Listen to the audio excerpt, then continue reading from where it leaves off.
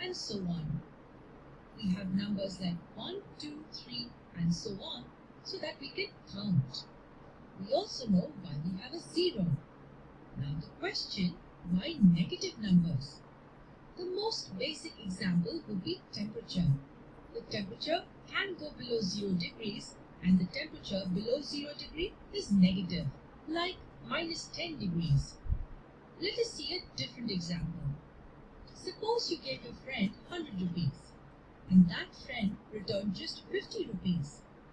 What is the net amount you have now? The net amount you have is -50 rupees. We know there is no note available in the market which amounts to -50 rupees. But a negative sign tells us that you are in a loss. Coming back to integers, all these numbers are integers.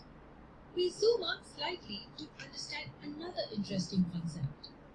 The numbers 1, 2, 3, 4, 5 and so on are called positive integers, and numbers -1, -2, -3 and so on are called negative integers. We can also define natural numbers as positive integers. Then what about 0? Well, it's neither positive nor negative. Now look at all three of them together. It tells us that all natural numbers and whole numbers are integers.